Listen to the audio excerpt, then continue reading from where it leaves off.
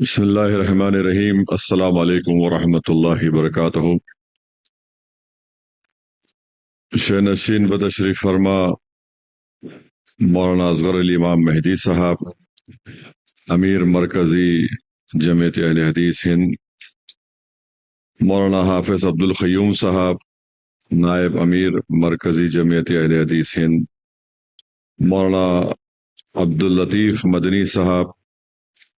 مولانا پرویز ناکوا مدنی صاحب، مولانا خورشید عالم مدنی صاحب، میرے بھائی جناب مولانا شفیق عالم صاحب جو شہر حیدرآباد کے امیر ہیں جمعیت اہل حدیث کے، جابری صاحب، ابو الحسن پرتاپ گڑھی صاحب، ڈاکٹر آصف عمری صاحب، فہیم قریشی صاحب، اور معزز علماء کرام اور ذمہ داران قوم اور ملت، اصلاح معاشرہ کے عنوان سے مجھے ہمارے تبریز صاحب نے کہا کہ ایک کانفرنس ہو رہی ہے اور شفیق عالم صاحب کا بھی حکم ہوا تھا۔ میں آج یہاں پر آپ کے درمیان میں آیا ہوں،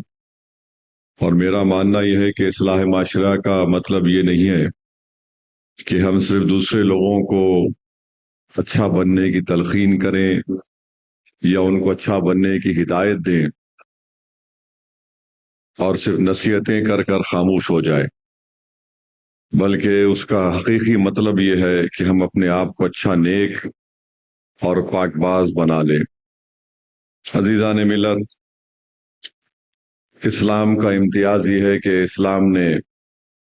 مسلمانوں کو حکم دیا کہ دوسروں کے ساتھ حسن سلوک کریں، معاشرے کی خدمت کریں اور ضرورت مندوں کے کام آئیں۔ سورہ آل عمران کی آیت نمبر 110 میں اللہ سبحانہ وتعالیٰ کا ارشاد ہے، تم بہترین امت ہو جو دوسروں کی بھلائی کے لیے نکالی گئی ہو۔ حدیث شریف میں آیا کہ اللہ کے رسول صلی اللہ علیہ وسلم نے فرمایا، اللہ تعالیٰ اپنے پاس اپنے اس بندے کی مدد کرتا ہے جو بندہ اپنے مومن بھائی کی مدد کرتا ہے۔ رسول کریم صلی اللہ علیہ وسلم کا ارشاد ہر مومن کے سامنے ہونا چاہیے کہ بھوکے کو کھانا کھلاؤ، مریض کی عیادت کرو، اور کوئی قرض میں مبتلا ہے تو اس کی مدد کرو۔ علماء اکرام نے سمجھایا کہ رسول اللہ صلی اللہ علیہ وسلم کی تعلیمات صرف مسلم اور غیر مسلم کی تمیز کے بغیر ہیں۔ اگر ہم کسی غیر مسلم کی مدد کرتے ہیں تو ثواب ملتا ہے، کسی غیر مسلم بیمار ہے اس کی عیادت کرتے ہیں